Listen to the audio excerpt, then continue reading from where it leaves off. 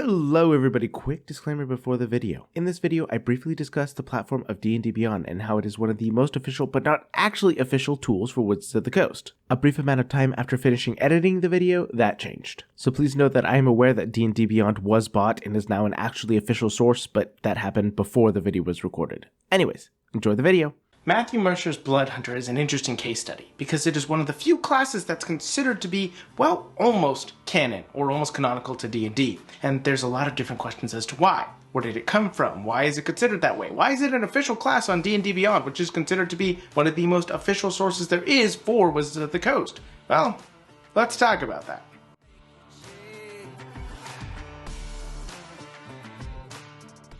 Matthew Mercer's Bloodhunter class is interesting because it's considered, as I stated before, as a very official class despite not being one. And I know that there are a lot of people who will immediately get upset at me calling it an official class because the truth is, it's not. The only thing that really makes it seem that way is because it is an actual option on D&D Beyond, which is oftentimes considered and promoted as one of the core quintessential ways of making characters and getting D&D source books. See, the thing is Bloodhunter seems to be presented as an official class in every capacity except reality, because it's not an official class. And there are a lot of people who get really confused by that. So, first of all, let's talk about where it came from. A lot of people assume that the Bloodhunter class was created for Taliesin Jaffe. After all, he is a prominent player in the Critical Role campaign which Matt runs, and is, well, kind of just suited for the class. Bloodhunter seems to be typical quintessential Taliesin. He is known to be drawn in by that sort of character and archetype. After all, the Bloodhunter relies on giving in to your darkest enemy and learning to control it, and using your own blood slain from your wounds in order to be able to take down your foes.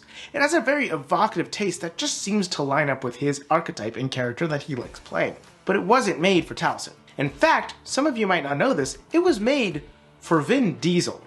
See, Vin Diesel was in a movie called The Last Witch Hunter. And in 2015, he was supposed to join in a game of D&D with Matthew Mercer and a few other prominent individuals as sort of promotion for the movie. Matthew Mercer was told to make something for Vin Diesel, though he wasn't given a lot of input on it. Essentially what he was told was, look at the movie trailers, figure out what would work.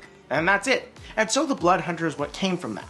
And it was not exactly a full class, as Matt himself states. It was more of just a culmination of a few house rules on a few different classes in order to be able to kind of work well with the character that Vin Diesel played. They played in Celebrity D&D together, it was a fun time, they played for a little bit, and boom, that was it. That's where Bloodhunter came from. But the community began to cry asking for it to be released because they thought it was so cool. And Matt himself admits the original Bloodhunter, which he released in response to that cry for attention, was very rushed and reactionary. He just wanted to get it out to people because they were asking for it so much, but he didn't have much of the homebrew experience. But that's good and well. It's nice to know the history behind it. But what exactly made it something that is such a hot topic of the D&D community? Why do so many people consider it to be on par with the actual official classes created by Wizards of the Coast, the play-tested, well-developed classes, and what makes Bloodhunter different from all the rest of the classes? Well, the answer might actually surprise you. The truth is, despite what you might expect me to say, there actually is a lot different about the Bloodhunter compared to other homebrew classes. Now, do I think it is this monumental feat of absolute incredibility? No, I really don't. But I do think that there are some specific societal reasons of why it's considered to be so important. The first one is, well, human bias towards an appeal for authority. The simple fact is, when it was first created, who was the first person we saw play it? Vin Diesel. Now, Vin Diesel is considered to be a prominent actor. He's not the best in the world, though I seriously admire his talents, but not everybody considers him to be like the most incredible celebrity. But D&D is still becoming mainstream. Even with its huge popularity today, it is still difficult for a lot of society to accept that it is not something to be embarrassed about.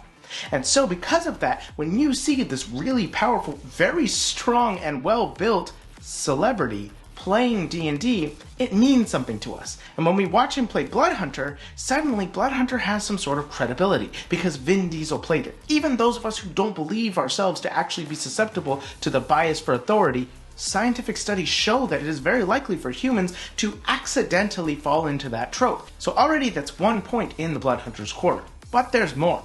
See, it was also created by Matthew Mercer, who's about as much of a celebrity in D&D as you actually can be. He is so well known for Critical Role, his voice acting experience, and a ton of other things, and so he naturally comes with authority. However, even he himself states that he is not the best at creating and designing homebrew. The fact is, he's still learning, as anybody who creates these sort of things does. And so, why is it that he's considered better than most? Well, one is just his authority because he is well known, and that's true. I will not deny that. But the other thing is, he has experience where other people don't because he has actually officially worked with Wizards of the Coast to learn their design secrets and trades. Because, well, they made a book, an official source book, with Wizards of the Coast.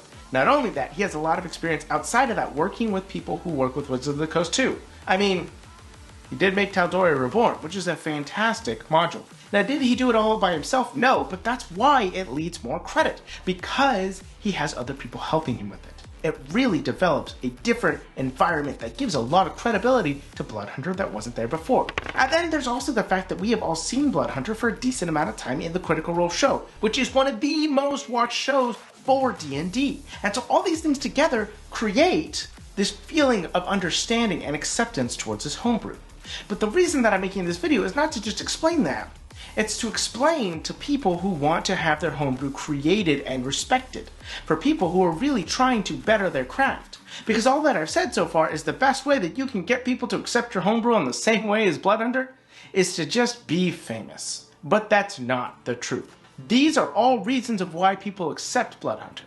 But is Bloodhunter actually that fantastic? The truth is, no. At least not when it was first created. It was very rough. It took a lot of rewrites and rechanges and a lot of adjustments to make the Bloodhunter something where I felt comfortable even putting it in my games. I do have a player currently playing a Bloodhunter in my games, but I never would have considered it unless Matthew Mercer had gone through the effort of changing things because it just wasn't a very well developed class. And we all saw that in what eventually happened to the very character who was playing Bloodhunter. But it makes it clear that it was not super well developed, and yes, the character died because of decisions, not because of the class, but the class was a little difficult to play and wasn't developed for the more simplified version of D&D.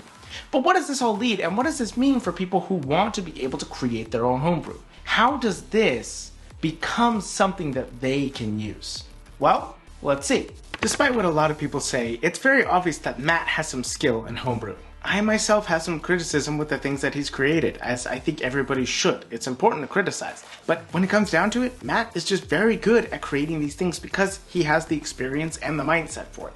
One, he's worked with, as I stated earlier, a lot of incredible individuals from Wizards of the Coast who know how to do this stuff. He's learned from the people who make the base game, and that's going to help out with that kind of thing. Additionally, he also just has a lot of time to do this because he works on D&D full time. Now, I'm sure he's a very busy man, and I'm not saying he just has time out of his day to always create homebrew, but he always does have it in the back of his mind that this is the kind of stuff he's getting paid for, and it does make it easier to invest that time into it. So, what does a person who wants to create homebrew do?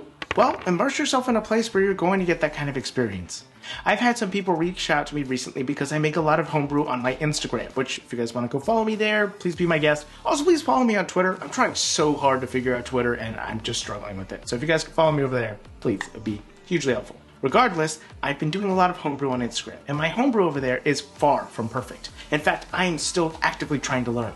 But by putting this stuff on the internet and putting it in front of people, I'm getting a lot of great feedback. And I've had a lot of people reach out to me asking for feedback as well, and that's how you do it. The first step you have to do is start to learn by talking to different people, just putting yourself and immersing yourself in an environment where you have the chance to be able to discuss that stuff. The other thing that I would really recommend you doing is making sure that as you homebrew these things, you're keeping in mind not what's cool, though that is important, but what will be cool to play. See, Bloodhunter is so good because it feels like you're enveloped in the fantasy.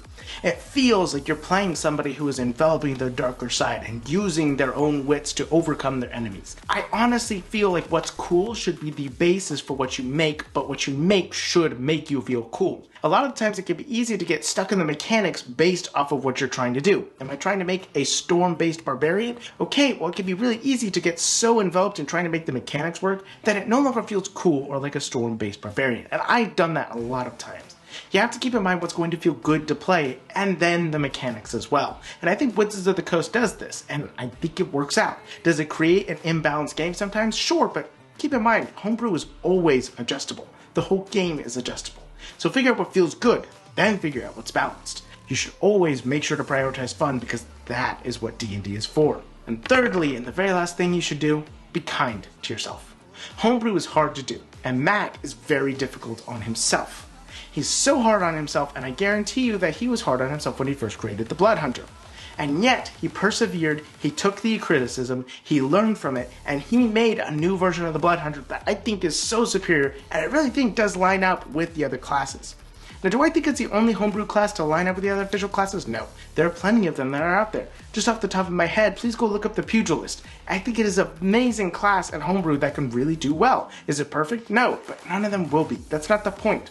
The point is to give more options for people to have more fun, and I think Matt knows that. And I think anybody who makes Homebrew should know that. The goal is not to create the best mechanics, because it's always going to be imperfect. D&D is an imperfect game. The point is to make the most fun where it does not detract from the fun elsewhere by being imbalanced. And if you could do that, I really think you'll create some awesome Homebrew at your game. So go out into the world, make it your own, you beautiful bastards. Don't forget to have a great day, and of course, never forget to play hero. This video wouldn't be possible without the incredible, beautiful bastards over on our Patreon.